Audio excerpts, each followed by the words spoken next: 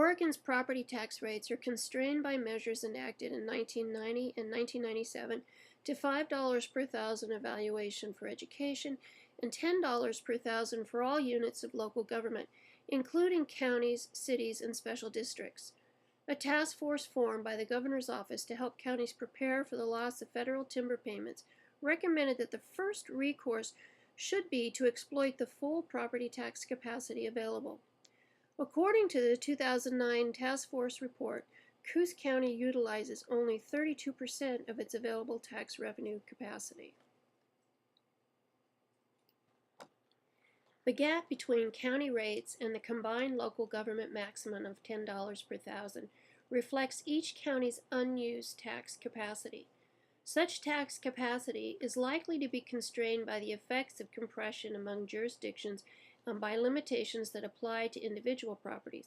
But examining the difference between current property taxes, including local options taxes, and the average of all rates in effect for local governments within each county provides useful measures of unused tax capacity. Recently, Commissioner Bob Mayne has proudly proclaimed that raising property taxes in Coos County is not an option, claiming that without jobs, people would not be able to afford an increase.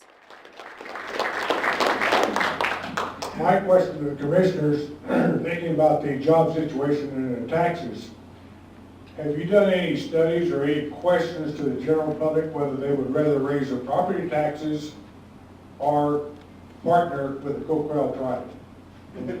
Wagon road. Well, I thought about that, you know. Last August of 10, when I was up with about 50 other commissioners in Portland, the Secretary of Bill Sack was out from Washington, D.C., and I was fortunate enough to get up and address him. I said, we come from, it used to be the timber capital of the world. Everybody had a job. You could go from one job to the next within a day or two. Right now we have about 30-some%, maybe more, people on public assistance.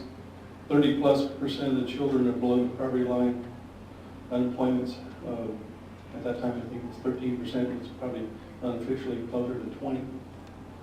And I said, you know, it isn't you folks here, and Senator Wyden was there, and Peter DeFazio was there, and Walden, and et cetera.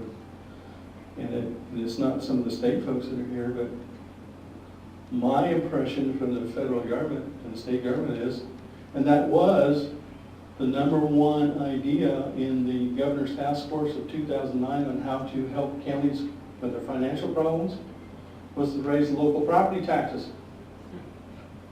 And I said to the secretary, I said, how do you ask people, and we have to ask, we just can't do it like the federal government doesn't apply more taxes to you.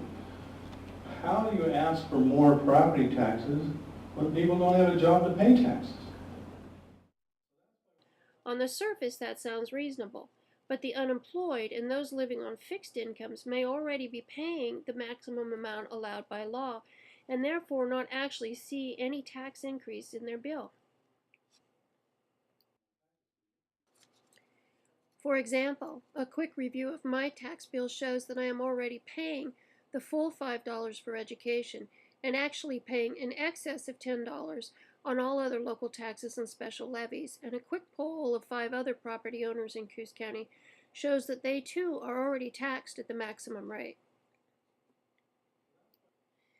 Mayne's argument that jobless county citizens couldn't afford a property tax increase is probably specious because they are already paying the maximum rate, and it is really the corporate interests like Bandon Dunes, Northwest Natural, Pacific Core, and Oregon Resources who would really see any increase.